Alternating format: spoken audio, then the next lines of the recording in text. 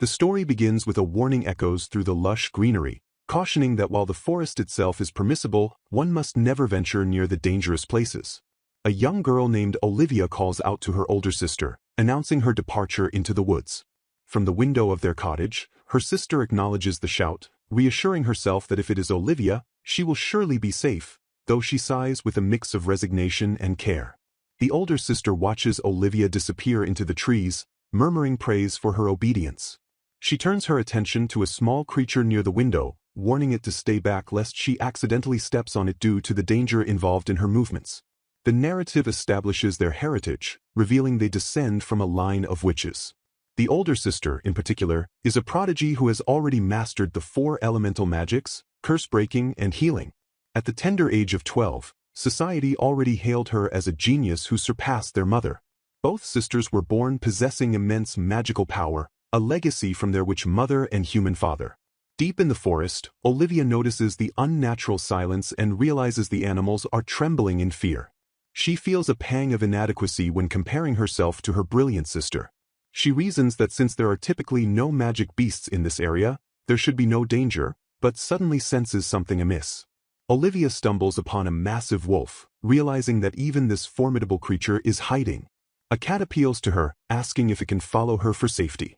Olivia detects an incredible presence further in, identifying that while the smaller animals are terrified, the source of this power is not evil.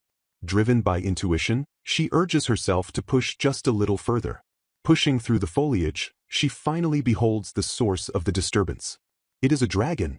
The majestic black dragon lies collapsed, bleeding heavily from its wing and side. Olivia approaches the suffering beast, noting the severity of its injuries. The dragon flinches, but she quickly raises her hands to show she is harmless, insisting she is not an enemy. The small animals gathered around her tremble, but she ignores her own fear to offer aid. She declares her intent to heal him, whispering softly for him not to be afraid. The dragon watches her, wary and in pain. Olivia continues to speak gently, telling him that everyone in the forest is worried about him. She deduces that he must be a kind dragon for the animals to care so much. Internally, she acknowledges that she cannot wield advanced magic like her sister. Her unique method of channeling magic is through singing. As she begins to vocalize a melody, the narrative recalls her mother's words. Olivia's reservoir of magic is greater than any witch in history. She pours her immense power into a song, pleading for the pain to fade away. She focuses entirely on the wish for him to heal quickly. Sweat beads on her forehead as she pushes herself, thinking that with just a little more effort, she can fully heal him. As the magic takes hold, she finds herself captivated by the dragon's appearance. She admires his golden, gentle eyes and the shining scales and glossy wings that are being restored. Overwhelmed by the expenditure of energy, her vision blurs. She collapses, but the dragon moves to catch her. Before losing consciousness, she whispers to the frightened animals that she is okay and they should not worry. Waking up later in her bed, Olivia reflects on the consequence of that day. Just like that, at 10 years old, she lost her voice. 8 years later, in the present day, her sister feels a sudden sense of foreboding. She knows her premonitions always come true. She calls out to Olivia, who is busy writing, asking if she is listening. The sister reveals she had a dream yesterday about the time Olivia saved the black dragon. Olivia signals that she is listening and that it is all right. The older sister is agitated, insisting that something bad is definitely going to happen. She questions why she would dream of an event from 8 years ago right now. She recounts the trauma of seeing the black dragon carry Olivia's unconscious body home, admitting she thought Olivia had died. She reminds Olivia that she can never forget what happened back then. The sister becomes emotional, cutting off Olivia's attempt to reassure her. She insists Olivia is not fine, despite Olivia holding up a chalkboard, a gift from her sister, that reads, "It's fine now." The sister cries out that Olivia is more important to her than anything. She laments the loss of Olivia's beautiful voice. Filled with resentment, she wishes Olivia had never gotten involved with that dragon. Olivia pouts slightly at her sister's intensity. Trying to shift the mood, Olivia suggests that if nothing comes up, they could go for a picnic in the forest. The sister mentions that someone from town is coming to pick up medicine and might have other requests. She asks what the job for the day is. Resigned but supportive, the sister decides that if they are going for a picnic, she should prepare a lunch. Later, at the door, the sister, addressed as Lady Baldy, graciously concludes business with a customer. The customer thanks her and departs. Lady Baldy turns back to Olivia with a smile, confirming there are no other requests today. She enthusiastically declares it is time to get ready for the picnic. However, just as she relaxes, she senses a strange presence. It is neither human nor witch. A man in a uniform approaches their home, asking if this is the residence of Lord Baldy. Lady Baldy immediately goes on high alert, ordering Olivia to stay behind her. The stranger introduces himself as an envoy from the Dragon Kingdom. Lady Baldy mutters her displeasure, noting her intuition is always right. The envoy asks if she is Mrs. Baldy and apologizes for the sudden visit. He gets straight to the point, asking if she remembers saving a dragon child in this forest some time ago. Lady Baldy confirms the event with a guarded expression, asking if he needs something. The envoy explains that the dragon child has now become the Dragon King. He reveals he has been ordered to invite Mrs. Baldy, the savior, to the royal castle so the king may express his gratitude. Lady Baldy observes the envoy closely. Although he is smiling and speaking gently, she feels something is deeply wrong. She abruptly refuses, telling him to convey that she does not remember anything about the incident. She attempts to end the conversation by claiming her little sister is unwell and needs rest. Olivia looks on, confused. Lady Baldy internally notes that the man feels disgusting. The envoy stops them, asking politely if they could wait a moment. He feigns concern for the sister's health but insists they will wait in the garden. He adds that they have an additional professional request for her as a witch. Back inside the house, Lady Baldy peers out the window, observing a dark haze surrounding the man. She expresses disgust at the Dragon King for sending such a person. She asks Olivia if she sees the malice, which she describes as clear as day. Olivia is confused, noting that the malice doesn't seem directed at them. Lady Baldy clarifies that the haze only appeared when the envoy started talking about the Dragon King. She deduces that this man bears malice toward the Dragon King himself. Lady Baldy struggles with the decision. A witch must accept all requests unless they harm someone, a rule set by their mother. However, her bad feeling persists, and she wants to turn it down. Olivia taps the floor, holding up a message. She writes that if the black dragon is in danger, she wants to help him. Lady Baldy argues that Olivia has done enough and owes him nothing, having already saved his life once. She grabs Olivia's shoulders, emphasizing that Olivia is more important to her than some Dragon King. Olivia looks at her with pleading eyes, begging, "Please, big sis." Lady Baldy crumbles under her sister's gaze. She agrees but sets a strict condition. If anything dangerous happens, they are coming straight back. She sighs, admitting she doesn't understand why Olivia is so hung up on that black dragon. She clarifies that she is not happy about this. They return to the door to face the envoy. Lady Baldy apologizes for the wait and asks to hear the details of the job. The envoy claims he wants her to dispel magic from several enchanted items. Because of the volume of items, he requests they stay at the castle to perform the work. Lady Baldy mentally notes the specific request. She agrees to the job but insists on inspecting the items first before finalizing the contract. She invokes the witch's contract, a formal document that penalizes lying by taking something precious from the deceiver. She watches the envoy closely for a reaction. He accepts without flinching. Lady Baldy deduces that the request about dispelling is technically true. The envoy states that payment and details will be discussed upon arrival. Lady Baldy accepts the terms, asking if departing tomorrow would be acceptable to allow for preparations. After the envoy leaves, 2 dragons take flight into the sky. Lady Baldy watches them go, confirming her gut feeling was right. The envoy was a dragon in disguise. She is amazed they can change their appearance. Turning back to Olivia, she teases her, doubting that Olivia's motivation is solely because she thought the dragon was beautiful back then. She calls Olivia stubborn but acknowledges that they won't know if the Dragon King is good or bad unless they go and see. Left with her thoughts, Olivia wonders why she cannot stop thinking about him. She recalls the image of the dragon, alone and hurt in the forest, and how beautiful he was. She understands her sister's concerns, but she feels a pull she cannot ignore. She wants to understand what this feeling is. She believes that if she sees him again, she will finally understand why he occupies her thoughts. Her heart resolves with a single wish: she wants to see him again. Inside the wooden residence of the witches, Rosalia stands over a packed crate, her expression weary but satisfied as she catalogues their inventory. She confirms the inclusion of beast-repelling herbs, talismans, ores, and 3 sets of medicines specifically requested by the town of Roger. She also notes the preparation of medicine and essential oils destined for a traveling merchant named Mark. Rosalia yawns, admitting that the construction of magic tools for the upcoming dispelling task at the castle took longer than anticipated, leaving her severely sleep-deprived. Despite her exhaustion, she assures Olivia that these preparations will sustain them even if they cannot return home for a while. Rosalia turns to Olivia with a bright, confident smile, announcing that once they deposit their cargo with the courier, their journey will officially begin. The scene shifts to the open road, where a colossal white bird with a bow tie, serving as a courier, looms over the sisters. After thanking the creature for its service, Rosalia decides that to avoid drawing unnecessary attention, they should proceed to the capital's gate on foot. Olivia gazes down the path, confirming that the Dragon Kingdom lies just beyond the road. Upon reaching the checkpoint, Rosalia marvels that merely giving their names was sufficient to grant them entry. Fatigue weighs on her, and she complains of sleepiness as they walk through the bustling streets. She suggests a pragmatic approach. They will first inspect the requested magic tools to estimate the workload, and then book an inn based on that timeline. Olivia, holding a framed chalkboard, expresses a desire for a good night's sleep. Rosalia agrees, deciding they should establish a base at an inn that permits extended stays. Their plan is simple: complete the job quickly, enjoy some sightseeing and return home. However, upon arriving at the castle gates, they are immediately greeted by staff who claim to have been expecting them.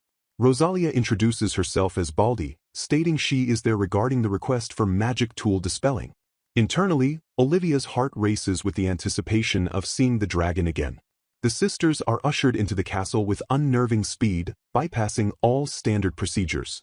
Olivia whispers to her sister that the lack of security checks feels suspicious. Rosalia creates a hushed gesture, acknowledging the oddity but advising Olivia to keep her observations quiet. Maids immediately approach them, presenting boxes of gifts and thanking them profusely. Olivia stares at the offerings, confused by the excessive welcome. The atmosphere shifts when a maid with a shadowed face informs them that since they are about to meet His Majesty the Dragon King, they must change into proper attire. Rosalia rejects the instruction immediately, stating they are fine as they are. She observes the subtle scorn in the maid's demeanor, realizing the staff looks down on them. Olivia notices the malice as well. Rosalia confronts the staff, asking if their current appearance is considered disrespectful to the Dragon King. She asserts that if the malice is only at this level, it is manageable, but she reminds them that she only came because she was summoned. She issues an ultimatum: if their clothing is a problem, they are prepared to leave immediately. She clarifies that they entered the castle solely to accept a job as witches, not to play court politics. The maid, flustered by the witch's defiance, bows deeply and apologizes, asking them to wait a moment. Olivia clutches her sister's arm, trembling slightly as she realizes the castle staff intends to keep them there. A blonde knight approaches, breaking the tension, and offers to guide them to the audience chamber. The sisters follow him down a grand corridor. The knight stops before a massive set of double doors, announcing that His Majesty is waiting. The doors open to reveal the Dragon King seated on his throne. He welcomes them, acknowledging the distance they traveled. Olivia freezes, her eyes locking onto him. She recognizes the golden eyes immediately. They are identical to those of the dragon she saved. Rosalia steps forward, introducing herself as Rosalia Baldi and presenting her younger sister, Olivia. She formally states she is there to accept the request. The king introduces himself as Leberto Silveri. He expresses his gratitude that witches, who typically belong to no nation or power, have accepted a request from his country. Olivia stares at him, convinced beyond doubt that this man is the dragon from the forest. Suddenly, an older man with slicked-back hair, standing beside the king, interrupts the formal greeting. He introduces himself as Luge. He pushes himself into the conversation, claiming that His Majesty has held deep feelings for the woman who saved his life ever since that day. He suggests that Rosalia should speak with His Majesty more intimately before discussing business. Rosalia looks uncomfortable, calling the suggestion far too sudden. Olivia watches the interaction with a sinking heart. She realizes that if she speaks up now, it might complicate matters, especially with talk of Rosalia becoming the king's bride. The king commands Luge to stop. Olivia lowers her gaze, thinking that since she lost her singing voice, she holds no value to these people. She understands the misunderstanding.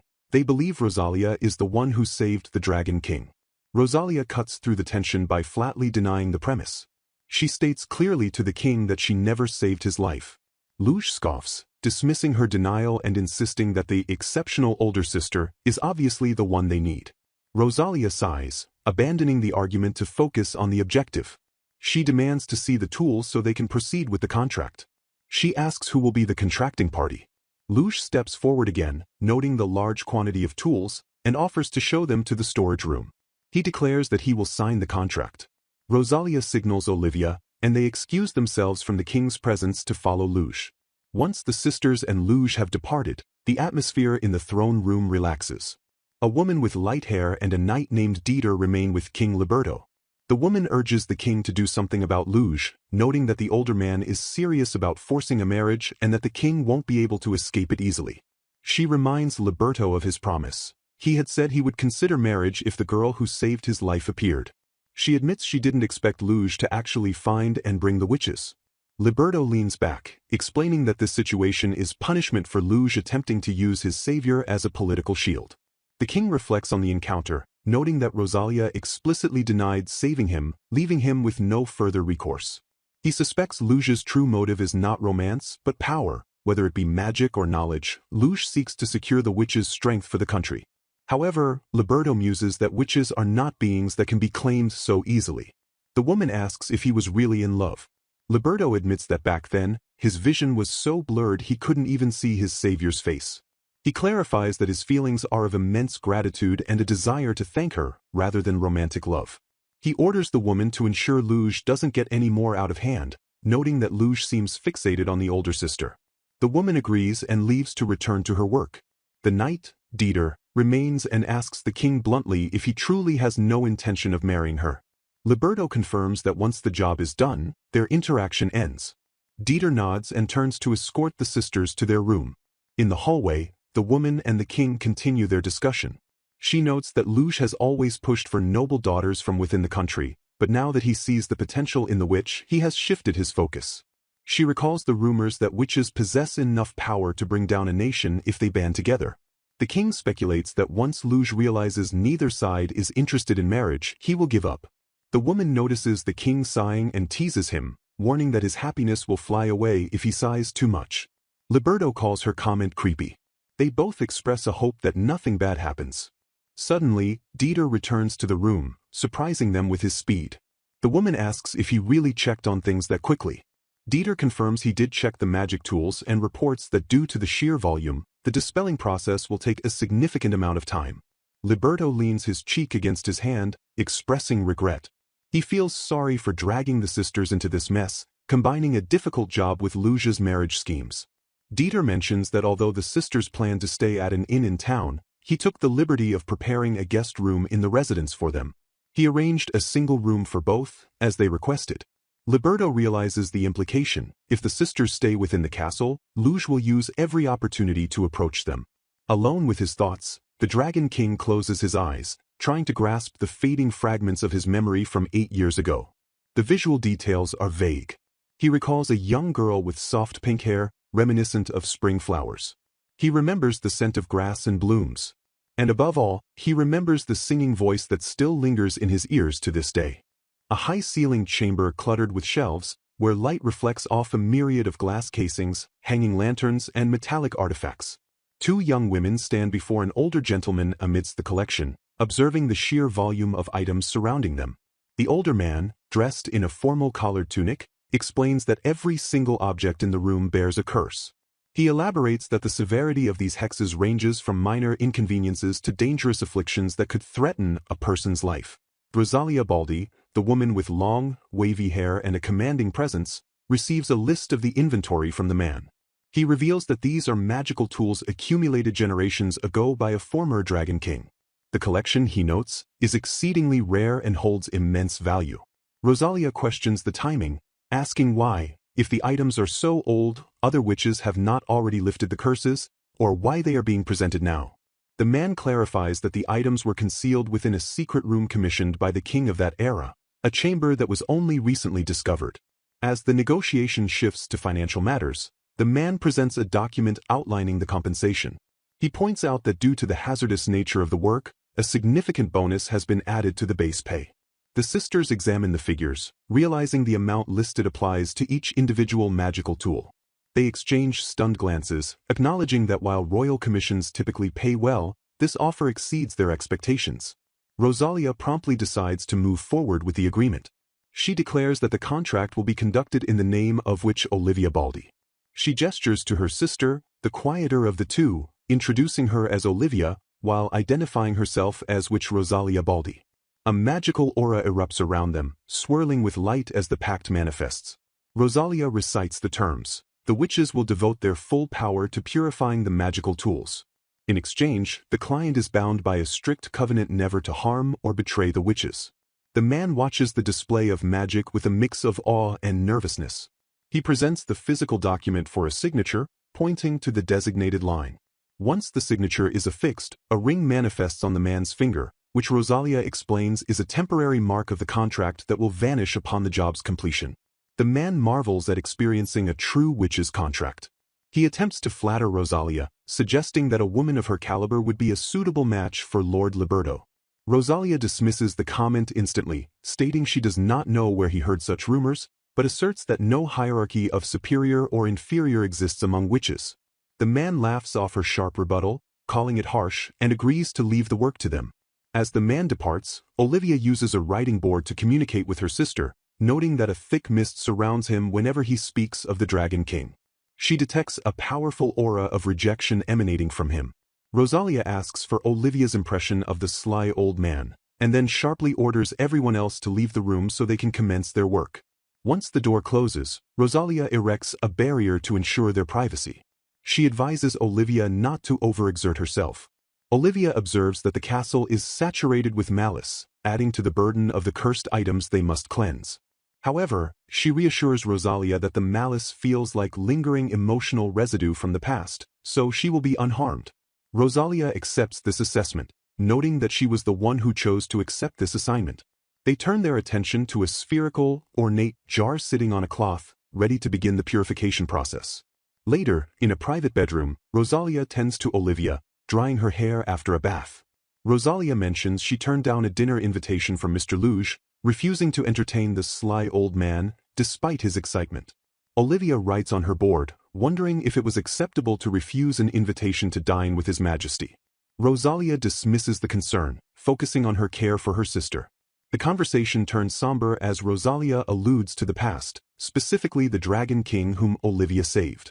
Rosalia laments that Olivia lost her voice saving him and insists that Olivia should have claimed credit for the act. Olivia responds on her board that she is content merely knowing the life she saved is flourishing. She explicitly states she has no intention of revealing her identity to him, nor does she wish to become his bride. Rosalia teases her sister, asking if she secretly wants to marry the Dragon King. Olivia frantically denies it, telling Rosalia not to joke. Rosalia softens, admitting she would support Olivia even if she did choose to become his bride.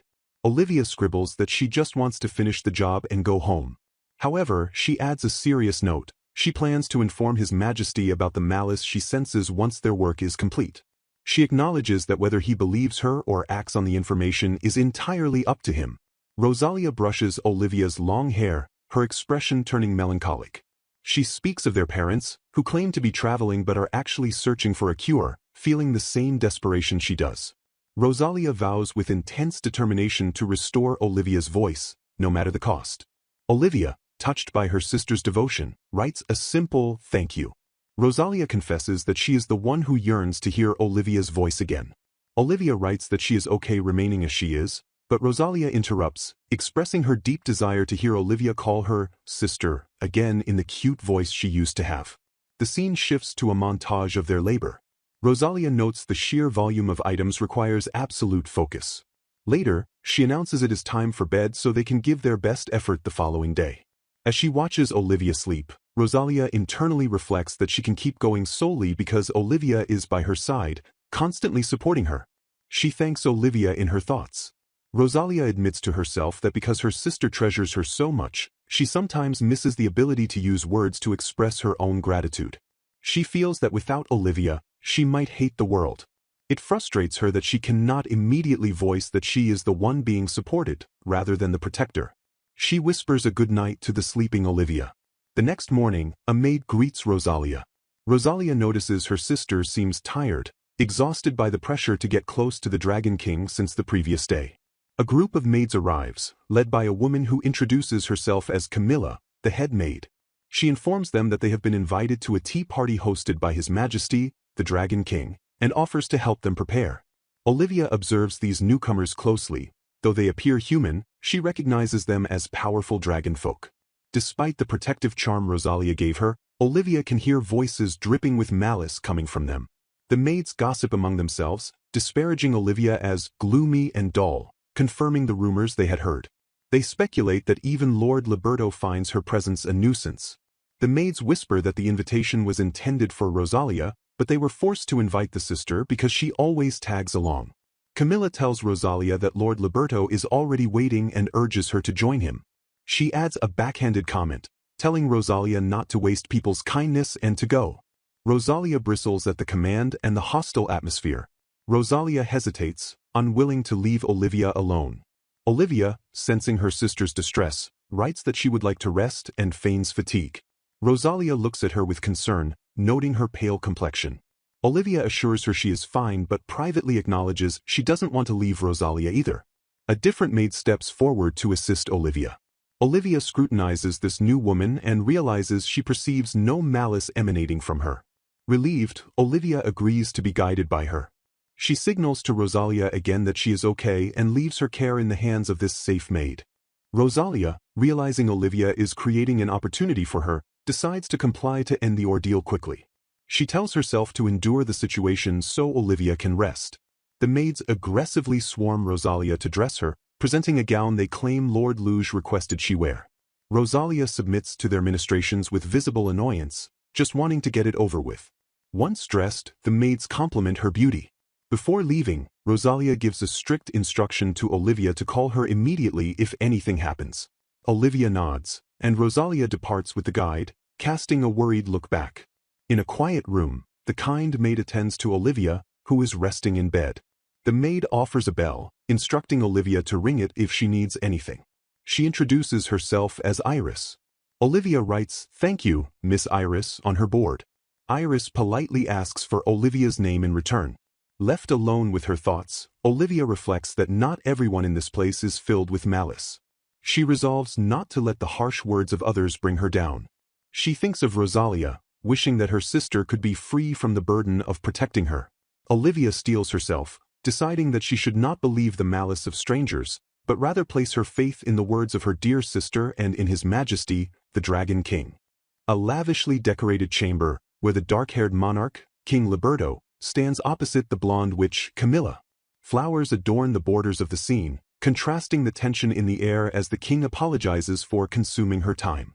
His gaze pierces through the pleasantries as he immediately inquires about the whereabouts of her younger sister. Camila, maintaining a poised but guarded posture, smooths her dress and explains that her sister feels unwell and currently rests in her room. Accepting this explanation with a solemn nod, Leberto resolves to dispatch a get-well gift later. The king exits the room, stepping into the corridor where a stoic guard stands at attention with a halberd. Leberto instructs the guard to leave the door ajar, reasoning that the sentries will detect any disturbances, thereby negating the impropriety of being alone with a young lady. Inside the room, Camila releases a breath of tension, her shoulders dropping as the door remains open. The king, returning to the table where tea sits prepared, offers an apology, surmising that Camila felt coerced into this audience. Camila, resigned, simply acknowledges his words. Leberto settles into a chair, his posture relaxed, and admits that his aide, Luge, chased him out of his own office. He glances across the table at Camila, suggesting that she likely faces similar pressures. Camila denies this comparison flatly. Validating her bluntness, she asks if he minds casual speech, declaring herself a witch who has no need for rigid propriety. The king appreciates her candor, noting she possesses a sharp eye, as she critiques him for being too stiff in both words and actions, describing him as tightly wrapped. The atmosphere shifts as Leberto's expression softens, finding comfort in her critique. Camila, seizing the moment of honesty, leans forward with a pressing question. She seeks confirmation that he holds no plans to make her his queen. The king answers with a definitive no. Relief washes over Camila, but the king immediately pivots to his true objective. His eyes lock onto hers with intensity as he asks if she is the one who saved his life 8 years ago. Camila, without hesitation, denies the act. Shock registers on Leberto's face. He recounts how animals guided him to their specific home, leading him to bring the savior there. He grapples with confusion, wondering if the memory was a mere dream. Camila dismantles his theory by pointing out that her sister cannot speak, and therefore cannot chant the spells required for such magic. This leaves Leberto baffled, forcing him to question who, then, rescued him. A flashback manifests in the king's mind, depicting a large bear, a deer, and a fox standing in a forest clearing. He explains that these animals guided him immediately after his ascension to the throne, yet they refused to speak of the event, as if bound by a vow of silence. Camila, perplexed, suggests he simply ask the animals directly. She compares him to Olivia, realizing the implication. Leberto clarifies that his ability to hear animals stems not from magic, but from his nature as a dragon. Camila reacts with visible annoyance, realizing the chaotic logic behind his actions. She criticizes the notion of hunting down a savior solely to marry her. Leberto defends himself, explaining that the official, presumably Luge, pushes the marriage agenda, while he only desires to offer gratitude. He confesses that he grew weary of constant refusals and simply blurted out a name to silence the pressure to take a wife. Camila scowls, condemning the use of her savior as a political shield. The argument escalates as Leberto insists he never anticipated they would actually bring the girl to the castle. Camila accuses him of ulterior motives, but Leberto maintains that Luge acts out of worry. Protective instincts flare within Camila. She issues a stern warning, threatening to use all her magic to curse him if he lays a hand on her sister. She reaffirms that their presence is strictly for work and refuses to participate in his charade. Leberto accepts this, acknowledging that Luge would likely not believe the truth about the malice or fog, even if explained now. He observes that Camila maintains a good relationship with her people. As the meeting concludes, Leberto instructs Camila to convey his greetings to her sister. He grants them permission to rest for the day and skip their curse-breaking duties. He adds that if any strange occurrences arise, she has the freedom to decline the work. The scene transitions to a private chamber where the two sisters reunite. Camila, concern etched on her face, asks Olivia if she is okay and offers to craft a stronger protective charm. Olivia, communicating through a slate, declines, reasoning that a charm cannot stop someone from targeting her directly. She resolves to simply avoid those in positions of power. Before Camila can respond, a knock interrupts them, and a maid enters announcing the arrival of a meal. Following the maid, or announced by her, a message arrives from Dieter Delius, the Dragon King's assistant. A large bouquet of flowers is presented, explicitly sent by His Majesty for Lady Olivia. Olivia points to herself in surprise. The messenger notes that he saw her in the audience chamber the previous day. He hands over the bouquet, and Olivia accepts it, her face softening. The messenger departs, promising to inform the king of her pleasure, which he discerns from her expression. Olivia stares at the flowers, stunned that the king himself sent them, and resolves to thank him. The maid sets the table, urging them to enjoy the meal. Olivia, holding the slate, expresses that the gesture was nice and that the Dragon King proves more thoughtful than anticipated. As the sisters dine, Camila inquires about the tea party. She expresses relief that the king clearly stated he has no plans to marry them, believing Luge is the sole instigator of the witch bride scheme. Camila suspects the king uses politics and the lifesaver story as a convenient excuse. She contemplates telling him the truth about the past events. Olivia dismisses this, signaling that nothing special happened and that the king merely wishes to express gratitude. Camila acquiesces to Olivia's judgment. They finish eating and prepare for bed. Later, standing near a balcony or window, Olivia gazes out into the night. Below, in the castle courtyard, she spots a solitary figure walking. She identifies him as the Dragon King. Their eyes meet across the distance. The king looks up, noticing her presence. Olivia steps back slightly but remains visible. She realizes she should thank him for the floral gift. However, she lacks her slate. The king, observing her hesitation, asks if she uses the tool to communicate, then assures her that he can read lips, so she need not worry. Taking a breath, Olivia mouths the words, "Thank you for the flowers. They were very beautiful." The king processes the movement of her lips and understands perfectly. He asks if she is feeling better. Olivia, surprised that the communication worked, confirms it. The king tells her she is welcome and advises her not to push herself. The conversation turns to the slate. The king remarks that it would be sad if the magic tool cannot fulfill its purpose. Olivia, via lip sync, insists they must lift the curse from it. Leberto offers a gentle smile, assuring her that even if she cannot use the cursed tool, it is acceptable. Olivia's heart races, doki doki, as she realizes she can converse with him normally, bypassing the chalkboard entirely. Seizing the intimacy of the moment, Leberto states he has something to ask. Olivia clarifies that she cannot use magic. Undeterred, the king asks the pivotal question, "Was it you who saved me 8 years ago?" Olivia asks why he is so determined to find that girl. Leberto explains that while he sees Olivia cannot speak now, the girl who saved him healed his wounds not with magic, but by singing. Olivia stands stunned as the king acknowledges he already questioned her sister. He confesses that he cannot forget that voice. He admits there is no deep reason other than the memory, but implores her to tell him if she knows the girl's identity. He reveals that, with the help of animals, he has been guiding that girl back to the red-roofed house where the sisters live, questioning why she thinks they are hiding something. Suddenly, the peaceful atmosphere shatters. Camila bursts onto the scene, shouting Olivia's name and demanding to know if the king did anything weird to her. The king recoils, sweat dropping at the sudden accusation. He tries to ask about other houses in the forest, wondering if a misunderstanding occurred. Camila ignores him, aggressively placing herself between Leberto and Olivia, yelling that she told him not to go near her sister. The king protests, telling her not to shout things that damage his reputation. Camila continues her tirade, scolding him for showing up at a girl's room at this hour. Leberto defends that they were just talking. He then looks at Olivia and translates her silent words for Camila. She says you'll catch a cold. Camila is flustered, demanding he not change the subject. She looks at Olivia, asking, "Me?" The king reaffirms Olivia's concern for Camila's health. Camila bristles with indignation, asking what kind of competition this is. She pouts, telling him not to act victorious just because he possesses the ability to read lips. Leberto, maintaining his charm, introduces himself properly as Leberto, and bids them good night under the moonlight. Camila grumbles in frustration. The sisters return inside. Camila sits on the bed, fuming with jealousy and determination. She declares she will upgrade the magic chalkboard to make it even better.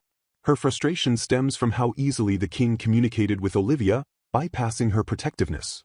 In the background, Olivia sits quietly by the window, offering a silent, "Good night, Leberto," to the retreating king. A bright, sunlit corridor of the royal palace, where Olivia stands beside her long-haired sister, staring wistfully out of an arched window. Olivia whispers a soft desire to go on a simple picnic, her expression guarded but longing. Her sister, noticing Olivia's mood, begins to respond when her attention is sharply diverted by the sudden arrival of 3 imposing figures emerging from a glowing magical archway nearby. The sudden intrusion causes the sister to recoil physically, her face contorting into a grimace of pure exhaustion and annoyance as she complains about having to work on such a pleasantly weather-beaten afternoon. She lets out a frustrated groan, clearly displeased by the interruption. The 3 men step fully into the light, revealing themselves to be the Dragon King, his blonde aide Leberto, and the Night Guard Patrick. Sensing the hostility in the air, the Dragon King attempts to diffuse the tension with a casual apology, realizing their sudden teleportation might have been startling. He inquires if the 2 women are heading to work, but his attempt at small talk is met with a piercing glare that makes him defensively ask if he looks like some kind of creep. He reasons that a polite greeting is surely preferable to being screamed at, trying to rationalize his approach. Patrick, adhering to protocol, steps forward to introduce himself formally as His Majesty's Night Guard, explaining that they are merely returning to their duties following a lunch break.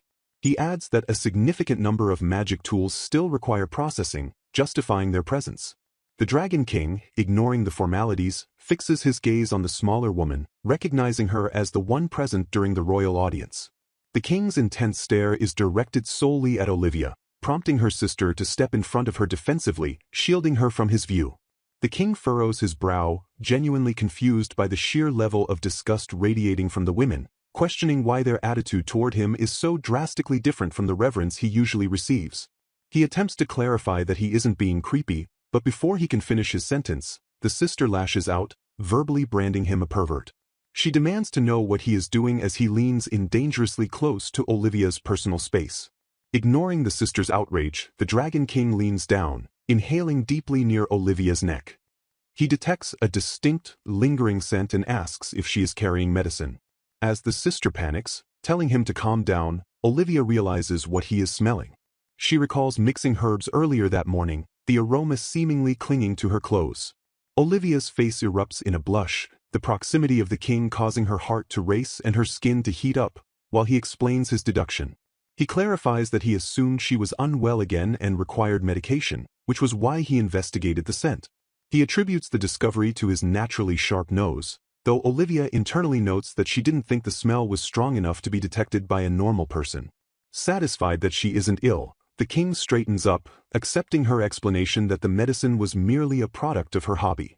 Olivia realizes that in her flustered state, she spoke aloud without using her chalkboard, a habit she is trying to break. The conversation shifts to professional matters as the king informs them of a report from the country's outer regions regarding a spreading disease. He explains that while they have been supplying medicine from the royal capital to prevent a severe outbreak, their stockpiles are running critically low, creating a logistical emergency. Seizing the opportunity, Patrick asks if the women would be willing to assist in gathering herbs in addition to their magic tool duties. He inquires if Olivia possesses the necessary herbal knowledge for such a task.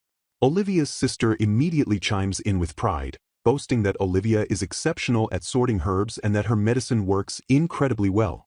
The Dragon King adds his authority to the request, offering to sign a formal contract and ensuring they will be paid separately for this additional labor. Olivia smiles gently, letting out a small laugh as she agrees to help without hesitation. The group identifies the target herb as Radon grass, noting that it is notoriously difficult to collect in large quantities. The sister, confident in their abilities, suggests that she and Olivia can handle the gathering themselves if given the location. However, the king insists on safety and logistical support, declaring that Leberto and Patrick will accompany them to the forest. The sister expresses visible annoyance at Leberto's inclusion, suspiciously asking why the king is so eager to send the blonde aide along with them. She cynically asks if he is trying to find a partner for the Dragon King, to which the king reacts with a flustered sound. Leberto, carrying a clipboard and looking relaxed, suggests that riding a dragon to the location would be efficient and safer, given that magic beasts roam the forest. The king clarifies his true motive. Leberto has been stuck on duty for a long time, and he simply wants to give his aide a chance to refresh himself in the outdoors, even if his only job is carrying their luggage. The group takes to the skies, mounting dragons to fly toward the forest. The king commands Patrick to take the lead while he guards the rear, ensuring the group's safety from behind. Internally, the king grumbles that he simply wants to avoid dealing with anything annoying and explicitly warns Patrick not to mention this excursion to the uptight old man back at the castle. Below them, the dense canopy of the forest approaches, the location confirmed to hold the herbs they seek. Upon landing in the lush greenery, the women whisper among themselves, questioning the propriety of the Dragon King personally acting as a bodyguard. They decide that as outsiders, it would be rude to interfere with his decisions. The king surveys the area, confirming it is a natural growth zone where Radon grass has been reported. Olivia gazes around, captivated by the vibrant spring scenery, noting that it has been ages since she last visited a forest. The king stands beside her, agreeing that the spring landscape is indeed beautiful. The harvesting begins immediately. The group works with precision, locating the Radon grass. One of the men follows instructions to freeze the base of the stem before harvesting. With a sharp crack, the plant is detached, successfully securing the valuable herb. The narration shifts to explain the complexity of harvesting Radon grass. The herb is incredibly delicate and will wither quickly unless cut with a blade infused with light.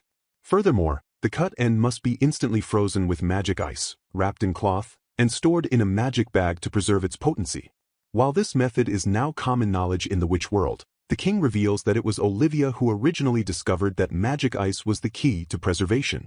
He watches with admiration as they use a magic tool created by Olivia's sister to streamline the freezing process.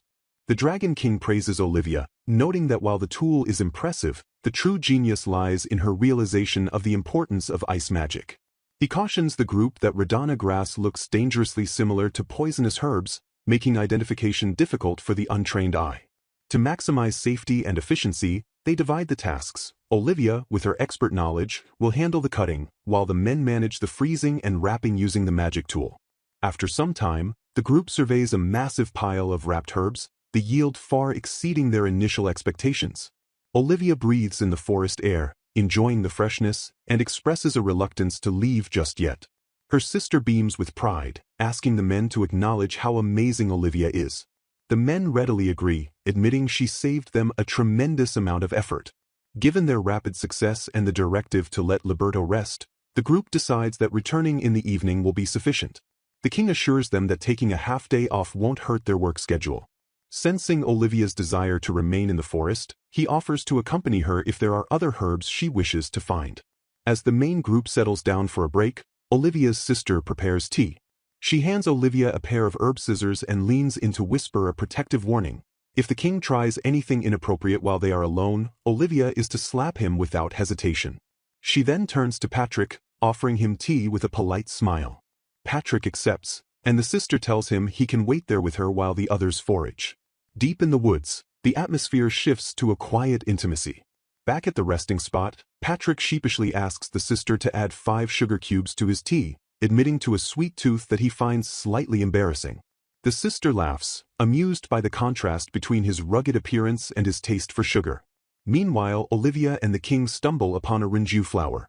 The king explains that it is also known as lady dress, because its petals resemble a flowing gown.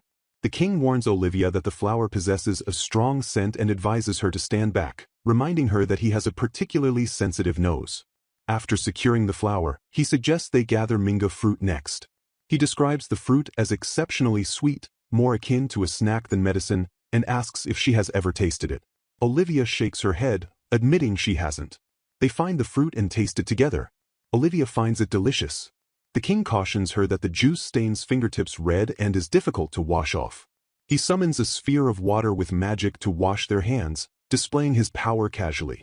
He mentions that while dragons generally have superior physical abilities, his mother once told him that some dragons do not use magic at all. Olivia asks if he likes sweets, and he replies that he prefers refreshing flavors over cloying sweetness. Seeing him use magic so effortlessly causes Olivia to reflect internally. She realizes that despite thinking she had accepted her inability to use magic, small moments like this still make her compare herself to others. She admits to him that she loves sweets, specifically fruit tarts. The king watches her, his thoughts drifting. He realizes he is talking far more freely than usual, letting words spill out that would never fit on the confines of a chalkboard. Caught in the serene atmosphere, he looks at her and abruptly tells her that she looks beautiful. Olivia blinks, asking if something is wrong, and he quickly denies it, flustered by his own honesty. The air grows thick with awkward romantic tension. The king, realizing what he said, stammers and tries to recover, remarking that this turned out to be a nice break. Desperate to change the subject and hide his embarrassment, he frantically suggests they go back to picking more minga fruit. Later that evening, back in the safety of her room at the castle, Olivia finds a beautifully plated dessert waiting for her. Her sister explains that it arrived while Olivia was in the bath and is a thank you gift from the Dragon King. It is a fruit tart. Her sister offers to make tea to accompany it. Olivia stares at the tart, overwhelmed with emotion. She realizes he remembered her casual comment about liking fruit tarts. A warm feeling spreads through her chest as she thinks about how something so small has made her incredibly happy. Inside the quiet confines of a grand library filled with towering bookshelves, Luge, an older advisor clad in ceremonial robes, stands by the open wooden door and addresses the young, dark-haired ruler, Lord Leberto. Luge remarks that the matter he wishes to discuss is not urgent, yet it holds significant importance, prompting Leberto to inquire about the status of Lady Rosalia. A gentle smile lines Luge's aged face as he steps further into the room, declaring with unwavering conviction that Leberto must take Lady Rosalia as his queen. The suggestion immediately sours Leberto's mood, his expression darkening as he rests his chin on his clasped hands, dismissing the notion as a problem since Rosalia herself appears to hold no interest in such a union. Leberto firmly states his lack of intention to marry that witch, his eyes narrowing in irritation at the advisor's audacity. He questions Luge's sanity, asking if the older man seriously plans to install a witch upon the throne. Luge remains undeterred, pointing out that Leberto has yet to take even a first wife. He clarifies his scheme, proposing that Lady Rosalia be installed merely as the second wife. Leberto quickly deduces the manipulative logic behind the proposal. The advisor seeks to exploit the witch's immense power to bolster the royal family's strength and intimidate rival nations. Leberto counters that the position of the first wife is politically reserved for a noble lady from the Dragon Kingdom, citing the daughter of the Duke of Almester as the current top candidate. He He cynically predicts the next step of such a political arrangement would involve marrying off the noble lady's sister as well to cement ties with the royal family. Luge bursts into laughter, clapping his hands in delight at his lord's acute perception, acknowledging that Leberto had unraveled the plan without needing it fully spelled out. The advisor's demeanor shifts to a cold pragmatism as he explains that once the sisters' utility is exhausted and their work complete, they would simply be sent home. He suggests that if there is a noble lady Leberto genuinely desires for affection, he is free to choose her, implying the arrangement with Rosalia is purely transactional. Luge taunts him slightly, hinting that this arrangement could allow Leberto's first love to come true, but Leberto snaps back, ordering the older man to mind his own business. Anger flares in Leberto's eyes as he calls the idea ridiculous, questioning the morality of sacrificing two innocent girls for the sake of the kingdom. Luge's expression hardens into a ruthless mask. He lectures the young king that governance requires ruthlessness and that he should use whatever tools are available. He rationalizes the exploitation by arguing that even as a second wife, marriage to the Dragon King is a profound honor that more than compensates for the use of a witch's power. Their heated debate is abruptly severed by the breathless arrival of a messenger, who apologizes for the interruption before delivering urgent news. The messenger reports that the Snake demon tribe has launched an assault on the border fortress. The gravity of the situation deepens as the messenger explains the nature of the enemy. The Snake are a cursed race, rumored to be born from serpents consuming Oni, who augment their destructive power through dark rituals involving the sacrifice of other races. Leberto immediately shifts into command mode, ordering a subordinate named Dieter to take Rick's squad and reinforce the fortress. He adds a stern contingency that if the squad cannot hold the position, he will deploy himself to the front lines. Dieter, a light-haired man with a ponytail, accepts the command with a confident smile, assuring his lord that he and Rick will handle the threat so the king need not intervene. As Dieter turns to leave, another figure, likely a close ally or advisor, urges him to be careful. Alone again in the study, Leberto paces while discussing the rules of engagement, insisting that driving the enemy back is sufficient and forbidding an offensive campaign into their territory. An advisor questions this leniency, asking about the dragonfolk killed by the Snake and how their regrets will be avenged. Leberto maintains a philosophical stance, asserting that a king's duty is to sever the cycle of vengeance and find alternative resolutions. His subordinate gazes at him with a mix of criticism and concern, labeling the young monarch too soft. Elsewhere in the castle, the atmosphere is lighter. Olivia, the long-haired witch, excitedly presents a new invention to her sister Rosalia, an improved version of the magical chalkboard. She explains that the smaller slate contains a magic stone, eliminating the need for physical chalk. Olivia instructs Rosalia to touch the stone and flow her magic into it. Simply thinking of the words in the witch language causes them to materialize as glowing text on the surface.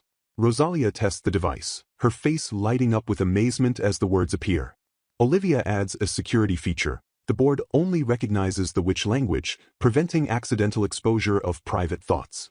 Rosalia types out a message on the board, and the text, artlapsa.com, briefly appears in the visual narrative, likely a watermark, but the scene focuses on her joy at communicating more freely. Olivia expresses a tinge of regret that she cannot yet fully restore Rosalia's voice but celebrates this interim success. She wistfully asks Rosalia to call her big sister, in her sweetest voice once her speech returns. Rosalia smiles and writes a thank you on the slate, assuring Olivia she is okay. The sisters' bonding moment is interrupted by Leberto appearing below their balcony. Olivia's demeanor instantly shifts to defensive hostility. She glares down at him, annoyed by his persistent presence. Leberto exasperatedly tells her to come down. Olivia eventually concedes but issues a sharp warning, creating a claw-like gesture with her hand, threatening him not to try anything weird with Rosalia. She declares she won't lose to him and announces she is going to take a bath, leaving the two alone. Before disappearing, she shouts back a final instruction to Rosalia. If anything happens, don't hesitate to punch him. Left alone with Rosalia, Leberto sighs, noting that Olivia truly seems to dislike him, though he observes that if she truly hated him, she wouldn't have left the balcony door open for them to talk. He changes the subject, revealing a gift he brought. A box of exquisitely crafted sweets from a demon merchant he encountered in town. He explains that sweet things are said to help with tiredness. Rosalia admires the confections, writing on her board that they are so beautiful it feels like a waste to eat them. Leberto gently reaches out, his hand brushing near her hair as he inquires about the status of her curse. Rosalia updates him that it is about halfway lifted, but warns that the remaining parts are stronger and will require more time. The conversation turns serious as Leberto informs her about the attack on the border fortress. He assures her he doubts the fortress will fall, but admits he may have to leave for the front if the battle drags on. His expression grows troubled as he voices his concerns about crazy people in the kingdom who might act irrationally over the issue of the queens, implying a threat to Rosalia and Olivia's safety. He firmly states that if instability arises, he cannot leave the two women unprotected in the castle. Rosalia blushes deeply at his nearness, feeling flustered by his touch and the weight of his responsibilities. Leberto tries to reassure her, acknowledging that while Olivia is capable of handling herself, he cannot help but worry about what might happen. Rosalia writes a heartfelt message, telling Lord Leberto he is too kind to everyone. He looks away, seemingly burdened by the comment, before they switch to small talk about the encroaching summer heat. Later, Rosalia and Olivia walk through a stone corridor where a group of maids pauses to greet them. To the naked eye, the maids appear cheerful, offering compliments on Rosalia's dress. However, Rosalia's perception penetrates their facade. She sees a dark aura of spite radiating from them and hears their true, hateful inner voices. The maid's internal thoughts are venomous, pitying the man who has to marry her and mocking her gloominess, while outwardly they smile and encourage her to show her dress to Lord Leberto. Rosalia trembles, sensing a faint malice directed even at her sister, which confuses her since she believed Olivia should be welcomed for her power. The maids continue their silent mockery, wondering about her marriage into another country. Overwhelmed by the invisible hostility, Rosalia looks pale and distressed. Suddenly, a young man with light hair tied back, wearing a gardener's outfit with suspenders, intervenes. He smiles brightly at the maids, playfully scolding them for getting carried away with their chatter and neglecting their work. He claps his hands to disperse them, and the maids, charmed by his interruption, scatter back to their duties. The gardener, Kiril, turns his attention to the sisters, apologizing for the maid's behavior and asking if Rosalia is okay, noting her pallor. Kiril introduces himself as a gardener who started recently and asks for their names. Rosalia introduces herself and Olivia, to which Kiril asks if they are the Dragon King's bride candidates. He maintains a friendly, harmless demeanor, telling them he is often in the greenhouse if they need anything, before waving goodbye and walking away. Once he is gone, Rosalia apologizes to Olivia, feeling guilty that she didn't dismiss the maid sooner. However, Olivia is not listening. She stands rigid, staring intensely at the spot where Kiril disappeared. When Rosalia praises Kiril for helping distract the maids, Olivia cuts her off with a chilling correction. The witch's face is shadowed with dread as she reveals that Kiril is terrifying. She explains to a confused Rosalia that what she sensed was not just a trace of malice, but an overwhelming torrent of it. Olivia describes seeing a dark haze emanating from the gardener, stating with absolute certainty that the man hates everything. The final panel focuses on Kiril's retreating figure, now cast in a sinister light by Olivia's revelation. The air still thick with unspoken anxieties. Olivia stands before Rosalia, her expression soft as she attempts to diffuse the lingering unease regarding their earlier interaction with Kiril. She assures her sister that there is no need to harbor concern over the matter, her voice steady in an attempt to provide comfort. Rosalia, however, remains perplexed, her brow furrowed as she questions the assessment that Kiril hates everything. To her, the man had appeared outwardly pleasant, a stark contrast to the grim description Olivia had seemingly alluded to earlier. The two sisters settle down, the weight of the day pressing upon them. Rosalia clutches a drink, her eyes downcast as she reflects on the sheer intensity of the malice she had sensed. She admits that it did not feel like specific resentment directed at a single individual, but rather a pure, undiluted animosity that permeated the man's very being. It is a sensation so foreign and overwhelming that Rosalia confesses it is the first time she has ever encountered such a chaotic emotional signature. She concludes that maintaining a safe distance from him is the only logical course of action. The conversation shifts to the household staff, and a darker shadow falls over Rosalia's features. She reveals that the maids from earlier were not merely bystanders. They radiated a distinct, unsettling ill will. What troubles her most is that this hostility was not reserved solely for her but was actively targeting Olivia as well. Rosalia notes the anomaly of this aggression, remarking that such overt hostility has never occurred before, leading her to wonder if a fundamental shift has taken place within the household's dynamics. Rosalia's demeanor hardens as she discloses the true source of her turmoil. She recounts a conversation she overheard, a revelation that shatters the sisters' composure. The maids were discussing a plot to marry Rosalia off to a foreign country. The news strikes with the force of a physical blow. Olivia is stunned, exclaiming in disbelief that no one had informed them of such a significant arrangement.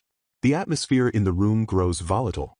Rosalia, unable to contain her indignation, slams a framed certificate onto the table, the sharp clatter echoing her fury. She trembles with suppressed rage, declaring that she never would have accepted this job had she known she was being maneuvered into a political marriage without her consent. She views this manipulation as a gross violation, an insult to her status as a wish. Her fist clenches on the table, her knuckles white as she vents her anger at being controlled from the shadows. Olivia watches her sister's outburst with deep empathy. Though she attempts to remain the voice of reason, urging Rosalia to calm down, her own internal thoughts betray a similar agitation. She realizes that maintaining composure in the face of such deceit is nearly impossible. She acknowledges the validity of Rosalia's anger, recognizing that the sly old man, responsible for feeding lies to the maids, is maneuvering against them. Despite the fury, the bond between the sisters reasserts itself. Olivia steps forward, wrapping her arms around Rosalia in a gentle embrace, thanking her for her protective anger. She suggests they accelerate their work to escape this stifling environment as quickly as possible. Rosalia, her anger giving way to familial duty, sighs and agrees, reminding Olivia of their family rule: once a job is accepted, it must be completed. However, she looks at Olivia with concern, warning her not to overexert herself and offering to shoulder the burden using her own magic if necessary. Olivia leaves the room, but the interaction leaves a lingering sense of inadequacy within her. Outside the door, she leans against the wall, listening to the silence that follows, presumably as Rosalia falls into an exhausted sleep. A wave of self-doubt washes over Olivia. She laments her limited magical capabilities, specifically her inability to cast spells without vocalizing them. She feels she gave up on learning silent magic too soon and, as a result, has become overly reliant on others, a realization that weighs heavily on her pride. Later that night, the sky is dark and star-strewn. Olivia steps out onto a balcony to clear her head. She is joined by Leberto, who appears in his human guise but with the subtle, distinct features of his draconian heritage, horns visible amidst his dark hair. He inquires softly if Rosalia is asleep. Olivia confirms that her sister, exhausted by the day's events, is resting deeply. Leberto notices Olivia's melancholy and asks if something is wrong, but she deflects, claiming it is nothing. Sensing her restlessness, Leberto extends an invitation. He expresses a desire to stretch his wings and fly freely, offering to take her along for a walk through the night sky. He describes the sensation of flying as liberating and suggests it might help her if she cannot sleep. Olivia looks at him, surprised by the offer, but the allure of the open sky calls to her. Despite her fatigue, she admits she wants to go. Leberto smiles, telling her there is no rush and advising her to dress warmly. Olivia returns moments later, dressed in a thick coat over her nightclothes, having left a note for Rosalia to ensure she doesn't worry. Leberto meets her in the garden, apologizing for the wait. He activates his wind magic, a swirl of energy wrapping around them. He instructs her to hold on tight as he prepares to ascend. Olivia, flustered by the sudden proximity and the magical aura, clings to him, her heart racing. As they lift off, a nearby guard notices the disturbance, but Leberto dismisses the concern with a casual wave, stating he is merely going out for a bit. High above the palace, Leberto unleashes his true form. In a burst of magical displacement, his human guise falls away, replaced by the majestic, towering figure of a black dragon. Olivia watches in awe, noting that he appears even larger than before, his form breathtaking against the backdrop of the night. She climbs onto his back, settling between his massive wings. They soar into the sky. Olivia braces herself for the chill of the high altitude, but she is surprised to find the air comfortable. She realizes Leberto's wind magic is forming a protective barrier around her, shielding her from the cold and the rushing air. Suddenly, a voice resonates directly in her mind.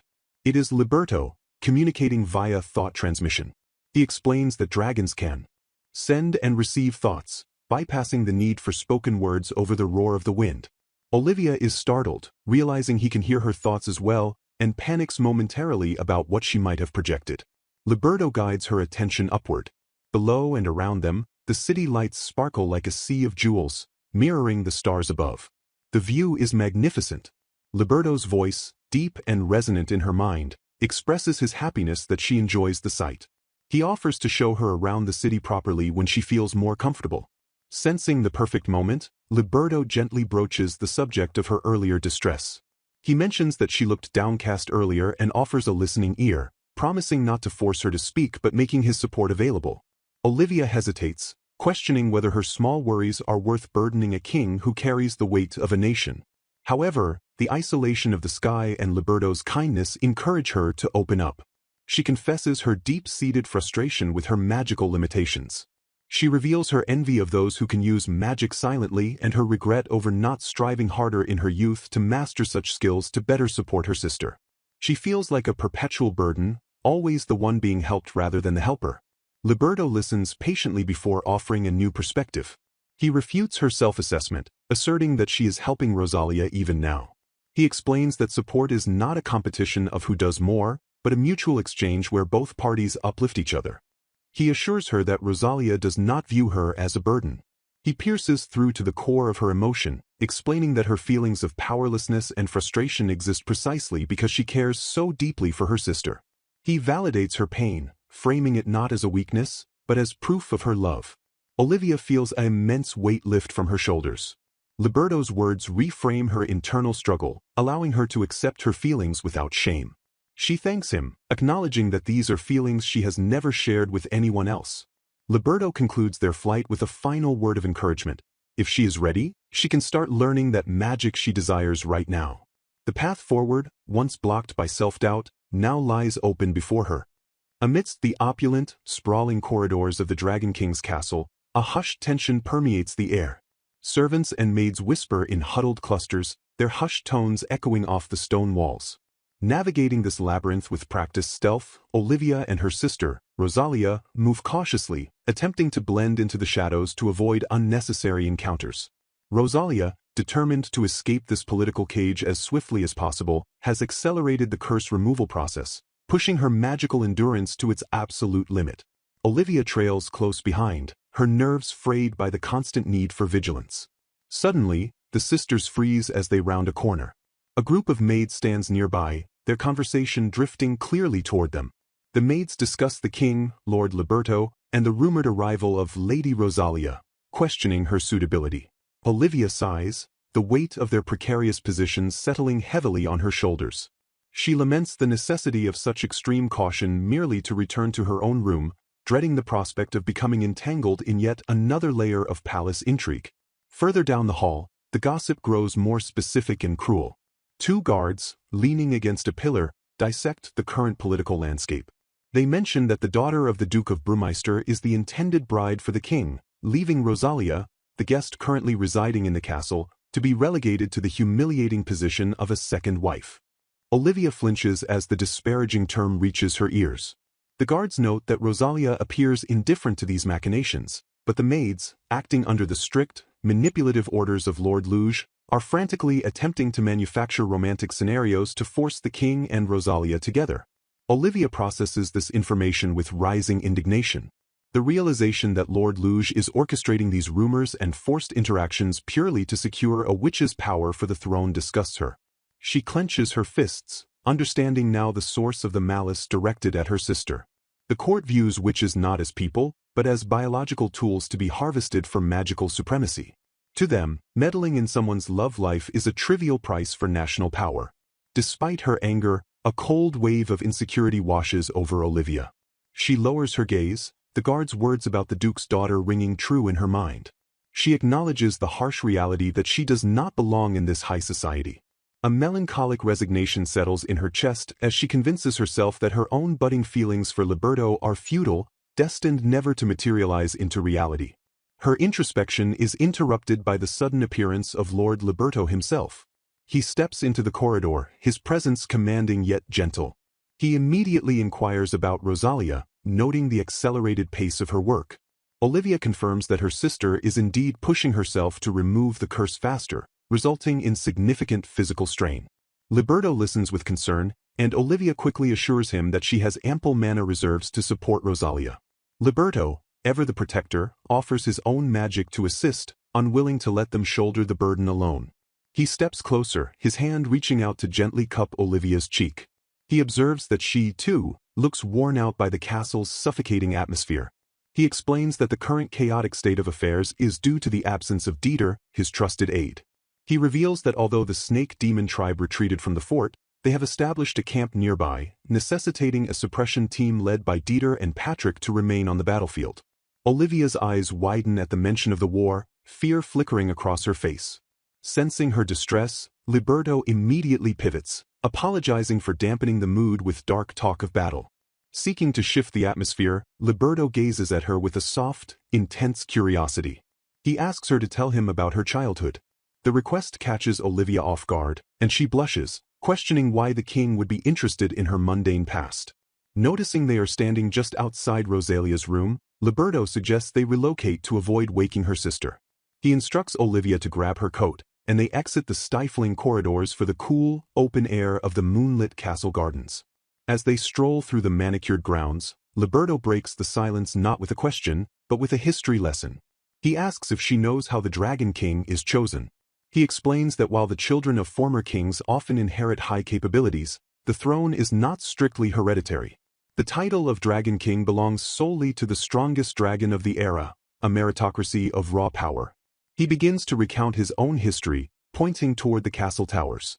He has lived within these walls since birth, raised alongside Dieter the aide and Patrick the knight.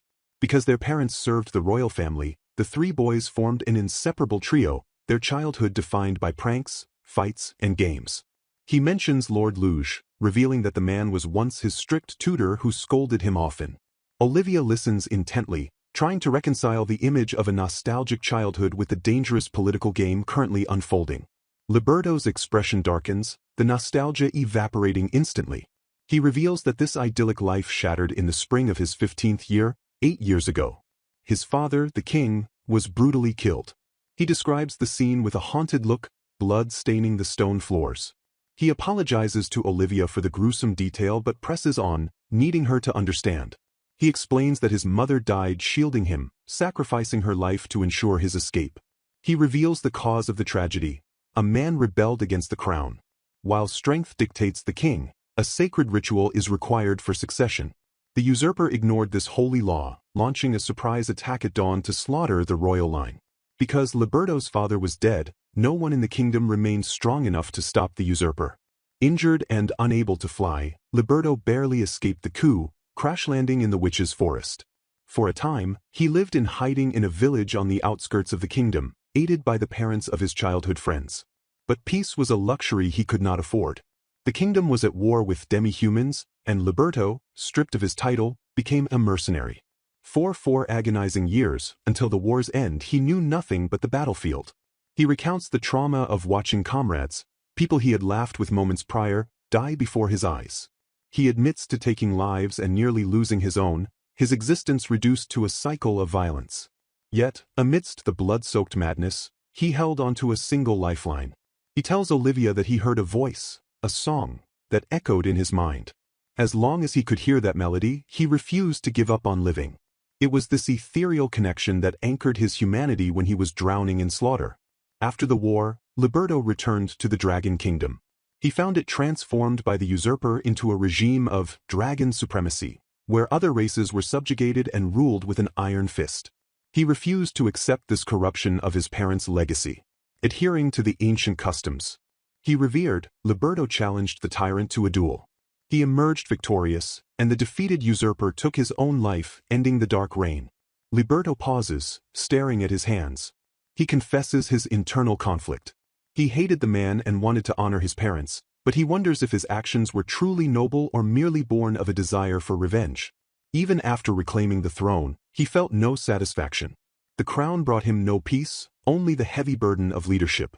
Olivia, having listened to his tale of sorrow and violence, speaks up with conviction. She tells him that regardless of his motives, whether justice or revenge, she is glad. She is glad the kingdom was saved from tyranny, but mostly, she is glad that he survived. Her words cut through his self-doubt. A rare, genuine smile breaks across Leberto's face, the heavy atmosphere lifting. He turns the conversation to her, asking for her story.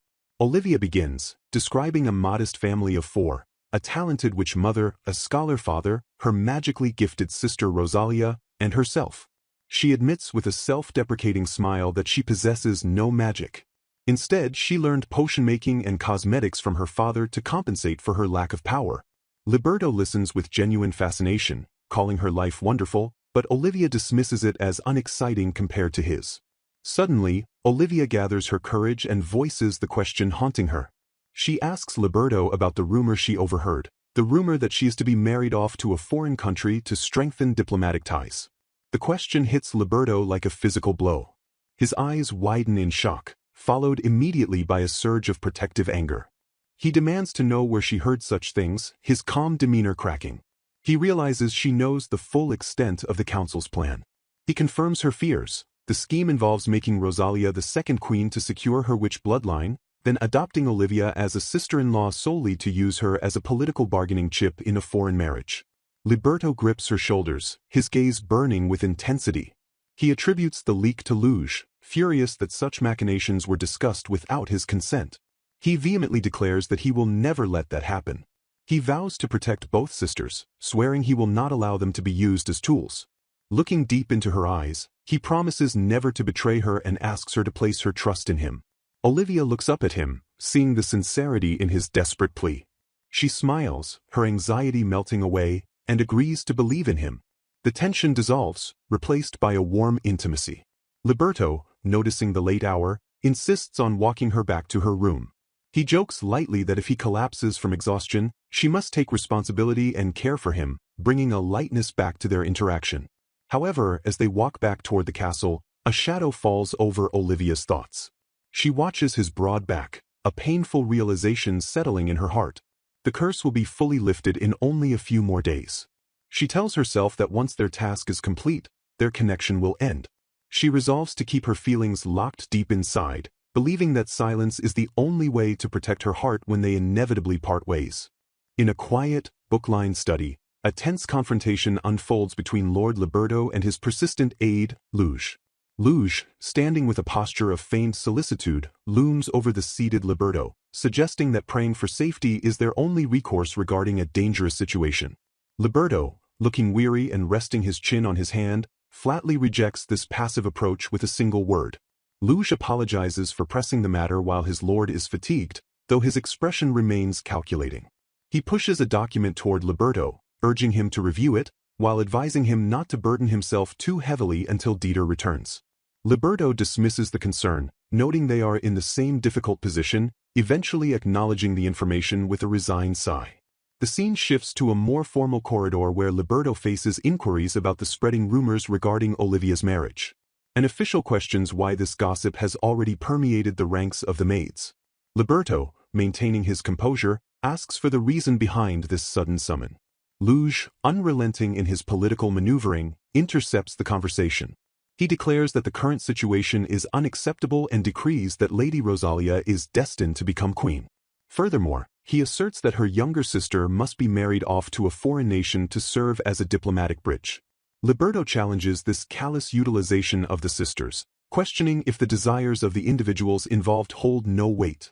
Luge taps his finger emphatically on the document, imploring Lord Leberto to understand the gravity of the circumstances.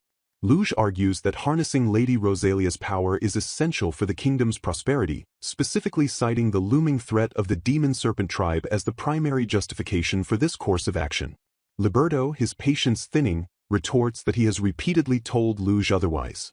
He firmly believes the country can flourish without exploiting the power of a witch. With decisive finality, Leberto declares that neither sister will be married to him or anyone else for political gain, instructing Luge to convey this refusal to every schemer he has conspired with. Leberto abruptly ends the debate, stating the conversation is over and turning away from the stunned officials. At that moment, a maid announces a delivery from Lady Olivia, along with a letter. Leberto grants permission for entry. The maid, Camila, enters with a woven basket, presenting it respectfully. Leberto opens the letter, which details the contents of the gift: a green bottle containing peppermint essential oil and a purple one containing lavender. Olivia's written words explain that the mint is intended to aid focus during work, while the lavender should be used to induce sleep. She adds that while ingredients exist to help with fatigue recovery, The most important factor is getting proper rest, expressing her hope that the gift proves helpful. Leberto uncorks a bottle, noting the pleasant aroma that immediately clears his head. The letter instructs him to place a few drops of the oil onto a ceramic star included in the basket to diffuse the scent. Grateful, Leberto decides to thank her later. As Camila prepares to leave, Leberto instructs her to prepare refreshments, drinks or snacks, for the aides, showing consideration despite his earlier annoyance. As the door closes, Luge, left behind in the hallway, speculates with a smirk that Lord Leberto might prefer the younger sister. Leberto clarifies through the closing door that his decision has nothing to do with personal preference. Alone in the corridor, Luge's facade cracks. He vents his frustration, lamenting his inability to manage even a single subordinate, let alone a country. He shouts in exasperation, reiterating his conviction that Olivia is too weak in magical power and that Rosalia must be the one to marry. However, Leberto's voice cuts through the door, apologizing for raising his voice but remaining steadfast in his refusal to allow the sisters to be used. Luge, defeated for the moment, concedes that the younger sister is indeed unsuitable for their plans. Elsewhere in the castle, Lady Olivia walks swiftly down a sunlit hallway, her expression one of utter exhaustion. She mentally chastises herself for forgetting her communication chalkboard, a mistake she attributes to her fatigue. She admits she is so done with the situation. Suddenly, a figure intercepts her. It is Kiril, who notes with a mocking tone that she isn't carrying her chalkboard today. He leans in, asking if she intends to get rid of it, referencing their last meeting. He blocks her path, inquiring where she is rushing off to. Kiril corners Olivia, trapping her against the wall. He asks to talk for a second, claiming something has been bothering him. He leans in close, whispering that he overheard people in the castle referring to her as a failure who cannot use magic. He laughs cruelly, taunting her about her inability to call for help in such a situation, calling it a hassle. Suddenly, he grabs her arm roughly, pulling her toward him. Olivia struggles, her eyes wide with fear. Kiril gazes at her with a predatory intensity, declaring that to him, she looks delicious. Kiril tightens his grip, disregarding her silent plea to be released. He shifts the topic to something more sinister, asking why she possesses such an insane amount of magical power. Olivia is shocked that he knows the extent of her magic. She questions internally how he can smile while radiating such intense malice. Kiril muses that if she could speak, she might have become a powerful witch, mocking her disability as a pity. Olivia perceives his heart overflowing with resentment and hatred, contradicting his pleasant facial expression. Kiril notices her reaction and asks if she is scared of him. He confesses that he cannot stop thinking about her, claiming to have taken a liking to her. He brazenly asks if she is free after this encounter. Observing her terror, he deduces that she is seeing something, likely his true nature or aura. Olivia trembles, paralyzed by fear and the inability to scream or resist. She internally cries out for someone, anyone, to save her. Just as the situation becomes critical, Lord Leberto appears, calling out the gardener's name. Kiril instantly releases Olivia and adopts a submissive posture, confirming he is the new gardener. Leberto steps between them, shielding Olivia. Kiril apologizes smoothly, but Leberto, unfold, identifies Olivia as his guest and orders Kiril never to approach her again. Kiril agrees with a bow and takes his leave. Leberto immediately turns his attention to Olivia, asking if she is all right. As Kiril walks away, his demeanor shifts back to arrogance. He scoffs, referring to Olivia as Lord Leberto's favorite. Back in the hallway, Olivia slumps to the floor, breathing heavily. Leberto crouches beside her, checking her condition. Olivia finds that breathing becomes easier in his presence, feeling a sense of warmth return. She explains through gestures or context that she was returning to her room to retrieve her forgotten magic chalkboard. Leberto understands and offers to accompany her to fetch it, ensuring she hasn't picked it up yet. From a hidden vantage point, Kiril watches them, noting that Olivia uses a charm, despite being unable to use familiar magic. He bitterly muses that she knows how to charm men, calling her arrogant for standing next to Lord Leberto when she isn't even a proper witch. Meanwhile, Olivia struggles to walk, her chest tight. She insists she is okay, not wanting to burden her sister, but admits internally that the effects of the dispelling magic are severe. Leberto notices her pale complexion and suggests she rest for the day. Olivia, troubled by the earlier encounter, asks Leberto if he knows the gardener. She worries that if Leberto and Kiril are close, She might have been intruding. Leberto denies any close relationship, but notices something is wrong with Olivia's demeanor. Olivia, overwhelmed by the malice she sensed from Kiril and misinterpreted signals from Leberto, begins to panic. She apologizes, thinking Leberto clearly didn't want to deal with this. She spirals, convinced that Leberto, like Kiril, probably hates her. The dark thoughts consume her. She perceives not just Kiril's malice, but believes everyone in the castle hates her. She clutches her head, begging the invisible flood of negativity to stop. She cries out internally that she can see people's malice. Leberto, confused and concerned, assures her that if there is an issue with her accommodations, she should speak up, but firmly states that her belief about being hated is just her imagination. Olivia freezes at his dismissal. The word malice hangs in the air. She looks at him with eyes full of despair, realizing he doesn't believe her claim about seeing the malice of everyone in the castle. A flashback overlays the scene, Leberto's voice from the past promising, "Of course," in response to her asking if he would believe her. The memory shatters against the current reality. Olivia looks devastatingly broken, her bangs shadowing her eyes. Leberto, realizing the gravity of her reaction and his mistake, shouts her name in panic. He stares at her, regretting that he made her wear that expression again. Rosalia steps into the quiet room, her eyes immediately drawn to the figure of her younger sister slumped despondently over the desk. Sensing the heavy atmosphere, she gently asks what is wrong, urging Olivia to share what happened. Olivia remains motionless, the weight of her recent rejection by Lord Leberto pressing her down. Rosalia sighs, admitting that, upon reflection, it is not entirely surprising that Lord Leberto failed to believe Olivia's claims. She reasons that the ability to visually perceive malice is an abstract and difficult concept for anyone to grasp without tangible proof.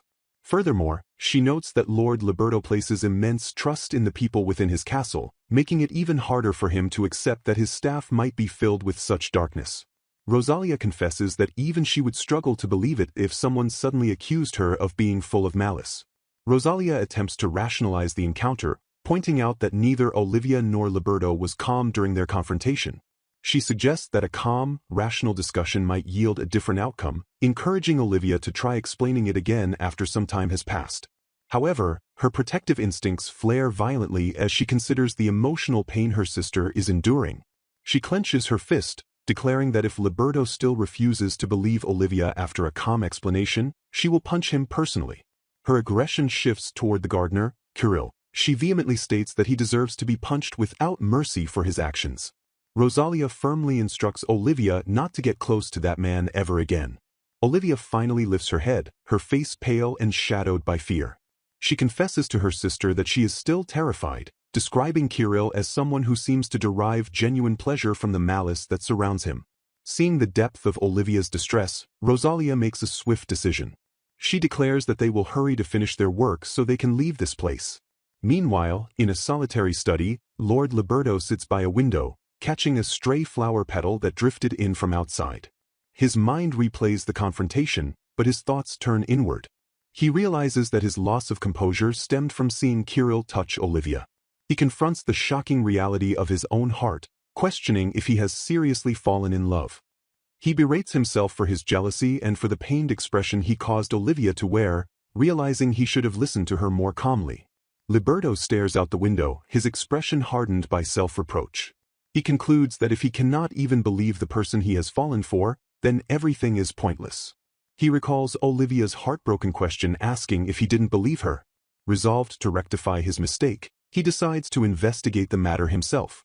Back in the guest quarters, days pass in silence. Olivia sits before a mirror, noting that until now, Leberto had always come to her, but she has not seen him since that day. She realizes that without his initiative, she cannot easily meet a man of his standing.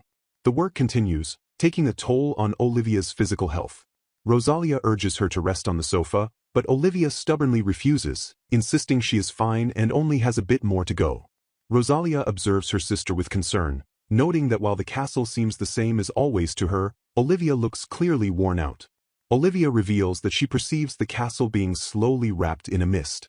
Rosalia calculates that they have 3 magic tools left to process and estimates they can finish within 2 days.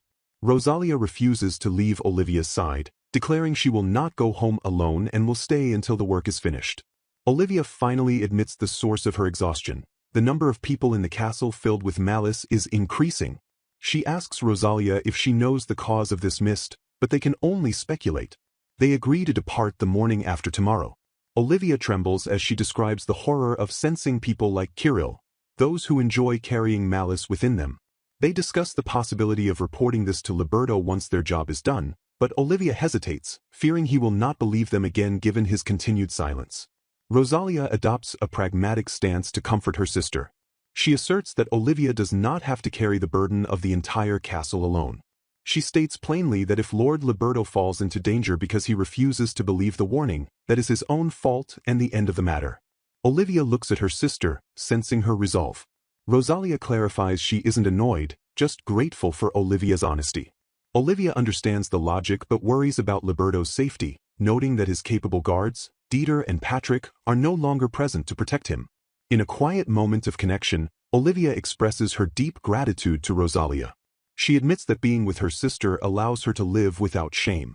She reflects that if she were alone, she might have become arrogant, drunk on power, or ruined herself with envy. She credits Rosalia's strength for saving her and hopes to one day fully express her gratitude. The moment is broken as they focus back on the task at hand. Finally, the work is completed. Olivia stands amidst the finished tools, her heart heavy with the realization that she never got to see Lord Leberto again. She worries about the spirits in the castle and her ability to see malice, wondering if her silence was a mistake and wishing she had explained it calmly back then. Rosalia performs the final check, confirming the job is done. They prepare to make their final report. The sisters stand before Luge to report the completion of their task. Olivia observes Luge closely, noting that although she hasn't mentioned Leberto, the spirits emanating from Luge are reacting violently. Luge maintains his polite facade, expressing delight that the curse removal is complete and noting that most items are still usable. He attempts to delay their departure, asking why they are in such a rush and suggesting they relax and stay longer. Rosalia cuts him off firmly, stating they are going home and will leave tomorrow morning. Luge accepts this with a tight smile, asking them to check the items by tonight. As they leave the audience chamber, Rosalia has an idea. She spots the maid, Camila, and suggests Olivia ask her for help. Olivia seizes the chance and hands a sealed letter to Camila, requesting she deliver it to Lord Leberto. Camila accepts the task graciously, promising to take care of it. Luge watches the exchange from the doorway as the sisters depart. Once out of earshot, Olivia whispers to Rosalia. She confirms that she sees no mist coming from Camila, but the mist originating from Luge is intense. Walking down the corridor, Rosalia wonders if something happened between Luge and Leberto to cause such animosity. Olivia describes the malice as something Luge can no longer suppress. It is physically overflowing from his body. Rosalia advises against digging too deeply, warning that they could get swallowed up by the darkness if they interfere. Suddenly, Luge's voice echoes down the hall, calling out to Camila. Luge intercepts the maid, referencing the letter from the younger sister. He commands Camila to return to her duties, stating that he will deliver the letter to Lord Leberto himself. Camila, unable to refuse a superior, hands over the letter and thanks him. Left alone in the hallway, Luge examines the envelope. He notes the specific seal, realizing it is designed so that only the intended recipient can open it. His expression darkens into a sneer. With a ruthless exertion of force, he crushes the letter in his hand, destroying Olivia's message. He justifies his treachery with a single, chilling thought. It is all for the sake of the Dragon Kingdom.